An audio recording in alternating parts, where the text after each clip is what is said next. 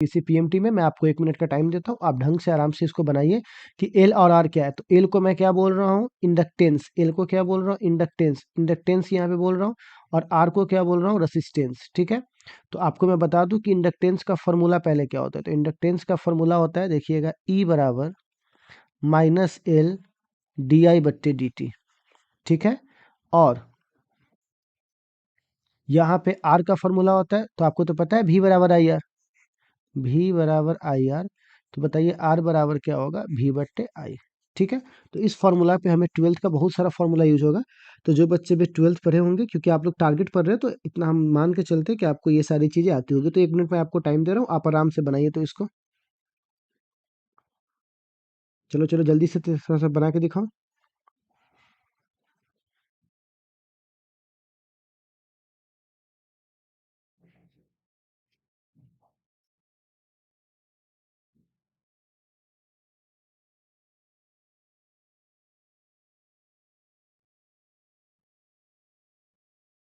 चलो चलो चलो, देखिए कितने बच्चों को आता है। चलिए, तो बच्चे लोग सबसे पहले एक बार इसको हम लोग सॉल्व करते हैं। तो देखिएगा, ई बराबर क्या है, ई को हम लोग ईएमएफ कहते हैं। ईएमएफ मतलब वोल्टेज। ठीक है, वोल्टेज क्या होता है, तो वर्क अपॉन, सुनिएगा, वर्क अपॉन चार्ज को हम लोग क्या बोलते हैं, वोल्टेज। तो हो जाएगा एल डी आई बट्टा डी टी। अब जरा रुक जाइएगा, मैं डी आई डी टी को हटा देता हूँ, क्योंकि डी मतलब होता है स्मॉल। तो यहाँ पर क्या बोलेंगे, वर्क। तो हमें एल की वैल्यू निकालनी है, तो जरा देखिएगा वर्क का डायमेंशन क्या होता है। सबसे पहले एल बराबर क्या लिखूंगा, तो एल बराबर टी से इधर मल्टीप्लाई कर दूं, तो बोल दूंगा डब्ल्यू इंटू टी, और यहाँ पर क्या लिखूंगा, क्यू इंटू आई। ठीक है, मल्टीप्लाई करने के बाद तो बताइए, तो एल बराबर डायमेंशन क्या हो जाएगा, वर्क का डायमेंशन आपको अभी याद ही होगा, एम एल स्क्वायर टी के पावर माइनस टू। अभी मैंने वीवीआई लगाया था। टाइम का क्या होगा, टी। अच्छा, और क्यू, तो चार्ज का होता है ए टी, और यहाँ पर भी क्या है, ए। ठीक, तो आप बताइए, टी से टी कट जाएगा। ठीक, तो हमारे पास डायमेंशन क्या आ जाएगा, एम एल टू टी के पावर माइनस टू, और दो ए है ऊपर आएगा, तो ए के पावर भी क्या हो जाएगा, माइनस टू। ठीक है, तो हम लोगों ने एल का डायमेंशन निकाल लिया। भी बराबर आई आर, तो यहाँ से आर बराबर क्या होगा, तो भी को वोल्टेज कहते हैं, वोल्टेज मतलब ईएमएफ। तो जो वोल्टेज जो हम लोगों ने यहाँ निकाला है ना, इसका वो भी यहाँ भी हो जाएगा। तो बताइए, इसको लिख सकता हूँ डब्ल्यू अपॉन क्यू, और बट्टे भी बराबर आई आर से नीचे वाला भी आई हो जाएगा। तो क्या लिखूंगा, डब्ल्यू इंटू क्यू इंटू आई। तो आप बताइए आर इजकल टू क्या लिखूंगा, तो डब्ल्यू का होता है एम एल स्क्वायर टी के पावर माइनस टू, और चार्ज का होता है ए टी डायमेंशन। चार्ज का डायमेंशन क्या होता है, ए टी। चार्ट एक बार देख लीजिएगा, आपको होमवर्क भी दे देंगे बनाने के लिए। और आई को यहाँ पर क्या बोलेंगे, ए। तो यहाँ पर क्या हो जाने वाला है, देखिएगा, R equal to M L two T to the power minus three, है ना, एक थ्री और ऊपर चला जाएगा, और ये ऊपर जाएगा तो ए के पावर क्या हो जाएगा, माइनस टू। अब कह रहा है एल अपॉन आर। ठीक है, एल, तो एल का डायमेंशन क्या है, एम एल स्क्वायर टी के पावर माइनस टू ए के पावर माइनस टू, और इसका देखिए आर का क्या होता है, एम एल स्क्वायर टी के पावर माइनस थ्री ए के पावर माइनस टू। तो ए से ए कैंसिल हो गया, एम से एम कैंसिल हो गया, एल स्क्वायर से एल स्क्वायर कैंसिल हो गया, और ये यहाँ पर क्या बच जाएगा, वन टी के पावर माइनस वन। ऊपर आएगा तो ये क्या बन जाएगा, टी बन जाएगा। तो हमारा सही ऑप्शन हो जाएगा टी, मतलब कि एम के पावर जीरो, एल के पावर जीरो और टी। तो हमारा सही ऑप्शन कौन सा हो जाएगा, सी नंबर। ठीक है, तो ये हम लोगों ने क्या किया, आप लोगों को दो जगह कहीं दिक्कत हो सकता है कि ये एल इंडक्टेंस क्या है। तो ट्वेल्थ का फॉर्मूला है, जो ट्वेल्थ पास आउट बच्चे हो चुके होंगे उनको ये आसानी से समझ में आ जाएगा, जो 11th वाले होंगे उनको थोड़ा स्ट्रगल होगा। तो कोई बात नहीं, आप क्वेश्चन को डायरेक्ट डायमेंशन याद रख के आप डिवाइड कर लीजिए। ठीक है, बाकी आप आगे पढ़िएगा तो खुद ही क्लियर हो जाएगा कि ये टर्म आया कहाँ से। नेक्स्ट क्वेश्चन है यहाँ पर, जो नीट 2009 में ये पूछा हुआ है क्वेश्चन है कि जो डायमेंशन है वो एम एल टी है। तो ठीक है, तो पावर क्या ये सही दिया हुआ है, तो वो पावर चेक करना है। तो पहली बात तो ये बताइए, ए नंबर में वेलोसिटी है, तो वेलोसिटी का डायमेंशन क्या होता है, एम होता नहीं है, एम के पावर जीरो, एल के पावर वन, टी के पावर माइनस वन। ठीक है, तो आप बताइए यहाँ पर कह रहा है कि कौन सा सही है, इसमें से कौन सा फिजिकल क्वांटिटी को रिप्रेजेंट कर रहा है। तो बताइए, ए की जगह यहाँ जीरो होना चाहिए, बी की जगह वन होना चाहिए, सी की जगह माइनस वन होना चाहिए। क्या ये सही रिप्रेजेंट कर रहा है, नहीं, तो ये हमारा गलत हो जाएगा। अब आता है एक्सलरेशन, तो एक्सलरेशन का फॉर्मूला होता है M zero L T to the power minus two. देख लीजिए, डायमेंशन अभी लिखा है हुआ उसका। ए बराबर 0, बी बराबर 1, सी बराबर -2। क्या ये रिप्रेजेंट कर रहा है? नहीं, ए बराबर 1 दे दिया तो ये भी गलत है। फोर्स का देखिए, फोर्स का डायमेंशन होता है एम एल टी के पावर -2। तो मतलब यहाँ पे देखिए ए बराबर 1 दिया हुआ है, यहाँ पे 1 है, बी बराबर 1 और सी बराबर -2। क्या ये सही है? गलत, क्योंकि यहाँ ए बराबर 0 दे दिया। प्रेशर का देखिए, तो प्रेशर का डायमेंशन होता है एम एल के पावर -1 टी के पावर -2 प्रेशर का। तो इसमें दे रहा है ए बराबर 1, बी बराबर -1, सी बराबर -2। ठीक है, तो बिल्कुल ये सही है। तो हमारा सही ऑप्शन कौन सा हो जाएगा? D is right answer. ठीक है, तो डी हमारा क्या है? राइट आंसर है। अब देखिएगा 13 नंबर। 13 में फिर से वही बात कहता है, यूनिवर्सल ग्रेविटेशनल कांस्टेंट, और ये सीबीएसई पीएमटी में आ चुका है, एम्स में आ चुका है, बीसीसी में आ चुका है, डिफरेंट डिफरेंट एग्जामिनेशन में आते रहते हैं।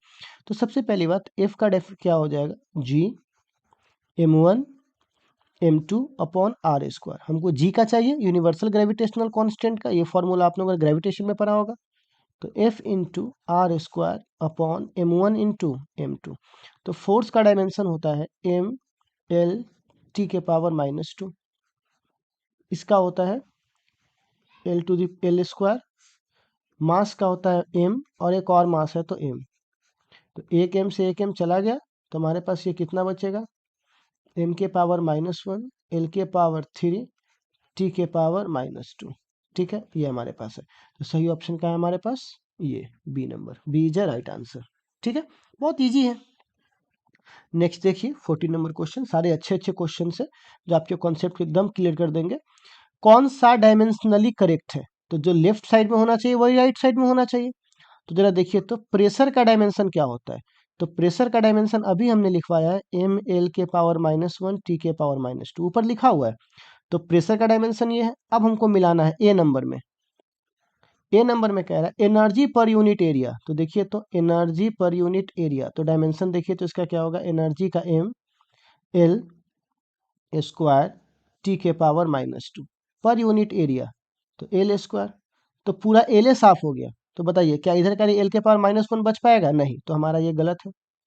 बी में कह रहा है एनर्जी पर यूनिट वॉल्यूम। तो देखिए, एनर्जी का कितना होता है? एम एल स्क्वायर टी के पावर -2। वॉल्यूम का होता है एल के पावर 3। हाँ ठीक है, तो यहाँ पे 2 कट जाएगा, तो हमारे पास सही आंसर क्या आ जाएगा? यहाँ पर, यहाँ पे आ जाएगा एम एल के पावर -1 टी के पावर -2। तो कौन सा सही हो जाएगा? जो लेफ्ट हैंड साइड है वही राइट हैंड साइड है, हमारा बी नंबर सही हो जाएगा। बाकी सब गलत हो जाएगा, आप रख रख के चेक कर लीजिए। ठीक है, तो हमारे पास सही ऑप्शन कौन सा हो जाएगा? B number. तो आप देख सकते हो कि डायमेंशन का इस्तेमाल करते हुए कैसे क्वेश्चन आते हैं। चलिए, अब ये भी एक है, इसको भी हम लोग देख लेते हैं। ये भी नीट 2023 में लेटेस्ट पूछा हुआ है, तो इसके आपको फॉर्मूला आना चाहिए। तो खैर फॉर्मूला कहाँ से आएगा? तो चैप्टर पढ़िएगा धीरे धीरे तो आ जाएगा, और आप लोगों ने पढ़ के ही तो आए हो। तो चलो एक बार फिर से देख लेते हैं। ग्रेविटेशनल कांस्टेंट, तो ग्रेविटेशनल कांस्टेंट को जी बोलते हैं। अभी हम लोगों ने जी का निकाला है, अभी हम लोगों ने जी का निकाला है ना, कितना निकाला है? तो जी का निकाला एम के पावर -1, एल के पावर 3, टी के पावर -2। तो मिलाइए, तो इसमें से एम के पावर -1 यानी ये इससे मैच कर रहा है, दूसरा से। ठीक है, अब आगे बढ़ते हैं। ग्रेविटेशनल पोटेंशियल एनर्जी, जैसे ही ये एनर्जी बोला, तो एनर्जी के लिए एक हमारे पास ऑलरेडी पहले से जानते हैं कि एनर्जी का क्या होता है? एनर्जी का होता है एम एल स्क्वायर टी के पावर -2। याद रख लीजिएगा इसको। तो ये मैच कर जाएगा चौथा से, कर गया चौथा से। अब कहता है ग्रेविटेशनल पोटेंशियल, तो ग्रेविटेशनल पोटेंशियल का फॉर्मूला होता है एनर्जी वर्क डन बट्टे मास। तो वर्क का होता है एम एल स्क्वायर टी के पावर -2, वर्क एनर्जी का सेम होता है। मास का होता है एम, फॉर्मूला याद है? एम से एम कट जाएगा, तो हो जाएगा एल स्क्वायर, यानी इसका हो जाएगा हमारे पास पहला। तो पक्की बात है, जो बच गया उसका ये हो जाएगा। तो आप बताइए, तो ए का दूसरा, ए का दूसरा, बी का चौथा, तो बी का चौथा, सी का पहला, सी का पहला। तो हमारा सही ऑप्शन कौन सा हो जाएगा? B number. तो देखें कैसे हम लोगों ने डायमेंशन की मदद से, और आप ये मत कहिएगा डायमेंशन नहीं पूछता, देखिए नीट में भी आ चुका है, जी में भी आता है।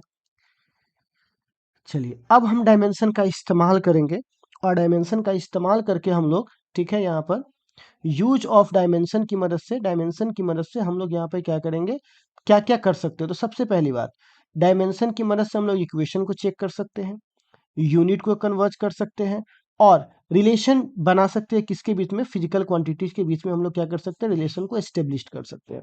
तो सबसे पहला हम लोग पढ़ने जा रहे हैं कि डायमेंशन की मदद से हम लोग इक्वेशन को कैसे चेक करें।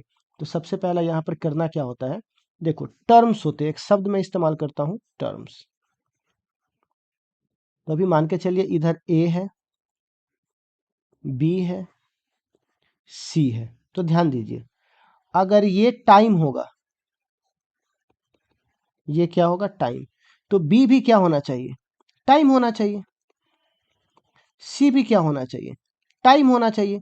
क्योंकि टाइम में टाइम जुटेगा 5 आवर प्लस 5 आवर, तब ना बोलेंगे 10 आवर। तो इधर आवर तो इधर भी आवर होना चाहिए। तो याद रखिएगा, जो टर्म जिस क्वांटिटी को ये ए दिखा रहा है उसी क्वांटिटी को बी को भी दिखाना चाहिए, इसी क्वांटिटी को सी को भी दिखाना चाहिए। और जब सब एक जैसा होता है तो उसको हम लोग बोलते हैं होमोजिनिटी। क्या बोलते हैं, होमो मतलब एक जैसा। तो यही कहता है जब सारे टर्म्स के डायमेंशन एक जैसे हो जाए, ठीक है, उसी प्रिंसिपल को हम लोग बोलते हैं होमोजेनिटी प्रिंसिपल। ठीक है, जैसे कि आप एग्जांपल देख लीजिए, एक फॉर्मूला आता है v बराबर यू प्लस ए टी। तो देखिए ये फॉर्मूला सही है कि गलत है, तो डायमेंशनली चेक कर लेंगे। v मतलब वेलोसिटी, तो वेलोसिटी का डायमेंशन होता है एल टी के पावर -1। ये फाइनल वेलोसिटी है, u इनिशियल वेलोसिटी है, तो इसको बोल देंगे वेलोसिटी, तो वेलोसिटी होता है। एक्सलरेशन, तो एक्सलरेशन का हम लोगों ने निकाल दिया है। टाइम, तो टाइम का तो पता होगा टी, मैं डायमेंशन डायरेक्ट लिख रहा हूँ, आप लोगों को दिक्कत हो तो आप एक बार कॉपी में देख लीजिएगा। एल टी के पावर -1 बराबर एल टी के पावर -1। और इस टर्म में देखिए, इस टर्म में आपस में मल्टीप्लाई होने के बाद ये टर्म बनता है, क्योंकि टर्म को प्लस और माइनस डिवाइड करता है। इसके पीछे मल्टीप्लाई है, तो ये टर्म नहीं हुआ आपस में, टर्म ये पूरा को मिलाइएगा तब एक टर्म बनेगा। ठीक है, तो आप जरा देखिएगा, तो यहाँ पर एक एल और दो टी में से एक टी घटेगा, तो टी के पावर क्या हो जाएगा -1। देखिए सबका डायमेंशन सेम आया, प्रत्येक टर्म्स का, तो हम बोलेंगे कि डायमेंशनली क्या है, करेक्ट है। ठीक है, तो इस तरह से हमें क्या करना होता है, डायमेंशनली करेक्ट निकालना होता है। तो चलिए इस पे कुछ बहुत अच्छे अच्छे सवाल है नीट जेई के, जरा वो सवाल हम लोग देख लेते हैं। ठीक है, नीट 2006 में पूछा हुआ एक क्वेश्चन है, बहुत अच्छा। जरा क्वेश्चन देखिएगा, ये कहता है v इक्वल टू, ये हमें इक्वेशन दिया हुआ है। ठीक है, इस इक्वेशन में हमें a और b और c कांस्टेंट है। चलिए समझ में आ गया, तो उसकी डायमेंशन कितनी होगी, बहुत आसानी से निकाल सकते हैं। देखिए कैसे, इक्वेशन में आप देखिएगा, नीचे टाइम है, अब प्लस सी है। तो मैंने आपको बोला है ना कि टाइम में टाइम में जुट सकता है, दूसरा को जुट सकता है नहीं, तो पक्की बात है, यहाँ से एक बात तो कंफर्म हो गया कि सी क्या होगा, टाइम, और टाइम का डायमेंशन क्या होता है, टी। तो सी का हम निकाल लिए।